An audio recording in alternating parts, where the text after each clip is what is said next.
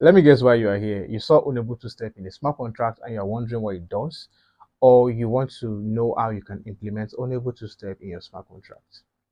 Perhaps you are even wondering how Ownable2Step differs from Ownable. In this video, I'll explain to you the differences between Ownable and Ownable2Step. I'll also show you how you can implement them in your smart contracts. Come along. Let's start this by explaining the execution of Ownable. So the first owner makes a transfer of ownership to the owner to be, and this way it is simply transferred. And how you do that is by pasting the address of the owner to be into the transfer function, and that is executed. But there's a problem here. What if you transfer to the wrong address or the address you did not intend? And that is why the OZ team came up with Ownable Step 2, such that the owner can make a transfer and it to be here in the execution, then the owner to be will accept, and that way the execution will complete.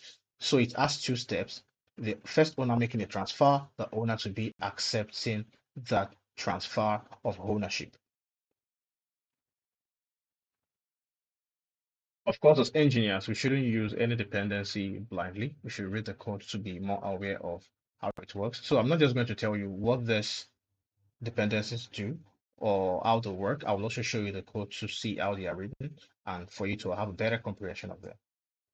So come to the OpenZeppelin repo, particularly come to access. Yeah, so let's start with Ownable. As you can see, it is using context and it's an abstract contract, meaning that it should be initiated in other contracts. This is the owner address, which is set to private, and a couple of errors that are declared here. Yeah, so this is the constructor and initial owner. Of course, there's a check that the initial owner shouldn't be a zero address. And if this condition is met, transfer of ownership to the initial owner right from the constructor. This place is at the stage of deployment, as you are aware. So there is a modifier called only owner, which some might be familiar with. And yeah, this is the function. This is mainly a returning function for the person of the owner, the address of the owner. And this is an internal function we will still use later on. Here is a function for the owner to renounce ownership into being a zero address. Then this is another function to transfer ownership. Of course, the new address shouldn't be an address zero. If this condition is met, then the ownership of the contract will be transferred to the new owner. This is an internal function that is more like an helper function for this main function.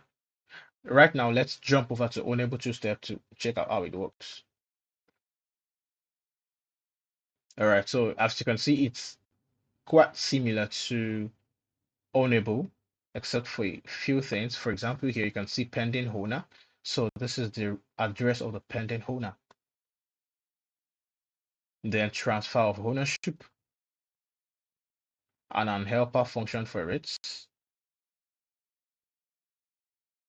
Wait a minute. Yeah, we have accept ownership. Yeah, this is kind of the main difference where the new owner accepts the ownership. Of course, the new owner shouldn't be the pending owner, and that is the main thing written here. Yeah, so that's a very good overview of Ownable2Step. Right now that you have a very good understanding of Ownable and Ownable2Step, let's try to write them in contracts to see how to actually implement them in real time. We will use the remix for the sake of simplicity. And right now, let's test for Ownable. So this is how you import Ownable.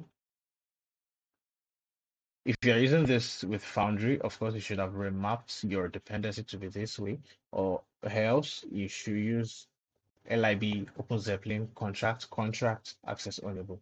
Yeah, this is kind of a remapped version of it, and it works well with Remix. Then you inherit it this way. You say your contract name is Ownable. That is how you inherit it, and it's able to work in your contract. So you say counter is Ownable. That way it kind of inherits this dependency that we imported. Then this is another major area you should be careful. It's the constructor part. The good way to do it is you say ownable, then the address of the initial owner. Now you can make the initial owner virtually anything that you want. You can make it msg.zender, you can make it commander, you can make it whatever the name of the owner addresses. And as you can see here, we wrote the transfer function. The reason we use override here is because there is a transfer ownership function in the main ownable contract. As a result of that, we'll have to override. But if we are to rename this to, let's say, change ownership or anything, there wouldn't be any need for override. All right, let's just go ahead to test it and see how it works. Yeah, deploy it. Okay, we'll need to set. So let's copy this address and transfer ownership to it.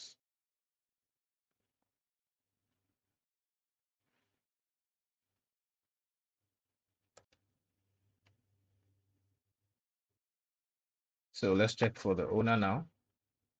Ends with 2148. And yeah, this address ends with 2148. So that means we have transferred ownership. So let's check out ownable.so. Here is ownable.so. This is how you implement it. It's similar to how you implemented ownable. So you inherit it with is, then you import it, of course. Then the constructor part doesn't change. It's quite the same. So transfer ownership, accept ownership. So let's check out the accept ownership.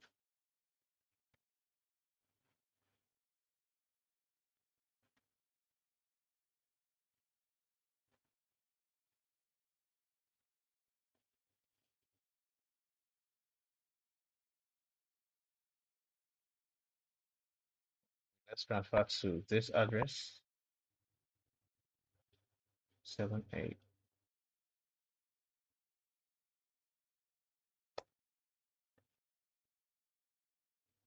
All right.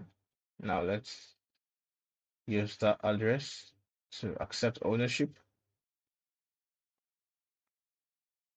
Yeah, that went through. So who's the owner now? As you can see, 21678, which is the address we send the ownership. So I just showed you I can use ownable and ownable2Step in your smart contract.